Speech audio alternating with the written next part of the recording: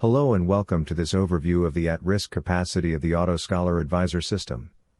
In this session, we'll cover the identification of at-risk students in a course and in a program. We'll look into biographical correlations that may predict future at-risk performance as well as the time to graduate. Let's take a look at the students that are at risk in a course. Note these strings of garbled text which are actually hashes of student names and student numbers. We are looking at real data of real students, hence the data has been anonymized for the purpose of this video. When the Student at-Risk interface for a course loads, you'll find the assessment statistics for each assessment in the course shown on the left of the interface. To the right, we find the advising of identified at-risk students, and additional student information on the far right. In the center, we are presented with a list of at-risk students in the course. This has been determined by evaluating a set of criteria which help identify specific issues. Each issue detected raises an alert, and an unusually high number of alerts classifies a student as being at risk. Alerts are of two types, being a low mark on an assessment, or a low mark relative to the performance of the other students. If we take a closer look at one of these students, we see that the alert index shows us that there are two alerts for this student based on the at-risk settings. Under issues we see that the z-value for TM1, which is test mark 1, is less than -1.5. The z-value is the number of standard deviations away from the mean, so the student's mark here is significantly lower than the mean, even though the absolute value of the mark being 66%, is not typically thought of as low. That's because the mean mark for test 1 is close to 89% with a standard deviation of around 12. Since this student has only achieved 66% in this test, which is almost 2 standard deviations below the mean, we know we have to count this as a very low mark. The second alert is for test mark 2, where the student achieved a mark of only 44%. Since we also want to raise an alert when a mark is below 50%, whether or not it's unusually low, we count this as an alert. Such choices are debatable, but instead of trying to debate them, the user is free to change these criteria. So if you would like to adjust the at-risk settings to more stringent or softer criteria, you can do so under the at-risk settings shown here. We can completely switch off an alert type by setting unrealistic high or low values, or we can make an alert more prominent by choosing tighter ranges for the values. That is how we are able to control the at-risk report that we see, and how we are meant to read and understand the issues highlighted in that report. As you can see in the right panel, there are areas where you can make contact with a student, or view more detail about that student. Once you're satisfied with the criteria for identifying student who may need your help, what do we do with this information? We can select each student who's been identified as at risk, and the form on the right will automatically populate with the student's contact information. This includes the email address as well as a message body pre-filled with student information. To simplify the advising process, the message which includes the student's results are pre-filled and can be edited to suit the sender. This makes it much easier for a lecturer to reach out to assist the students most in need.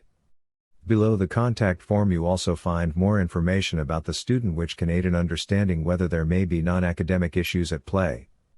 This includes personal details, biographical and demographic data, as well as information about their history. We can also look at whole cohorts of students registered in a particular academic program to identify which students are taking more time to complete courses, which of them are registering for a low number of core courses, as well as which are seriously underperforming. If we look at the list of underperforming students, the system has generated alerts for these students. This student has been registered for 11 semesters, which is just an unusually long time to be allowed to stay on the same 4-year program. The reason is that this student is taking an unusually low number of core course credits. This is typical behavior of a student trying to stay within the progression rules. They might take up a course that is unrelated to their degree in order to make up the minimum required credits in a semester, even if there is no relevance or even interest in the coursework. This is unwanted academic behavior which ultimately subverts the progression system, and the system identifies this kind of behavior and flags these students. Another type of alert is raised when a student is passing on average an unusually low number of credits per semester. Although more honest than the previous case, this is an indication of a student who progresses slowly and may need additional support to avoid exclusion. This student is only passing on average 36 credits in one semester, which is quite low in comparison with other students. Again, by clicking on any student card you can get more information about that student to try to understand their position better. On the left you can see more details about a specific student as well as view their progression data over time. The data available helps to paint a complete picture of the student and includes data like the number of semesters, credits attempted, mean marks and actual results achieved. It is useful to identify the factors that lead to successful graduation.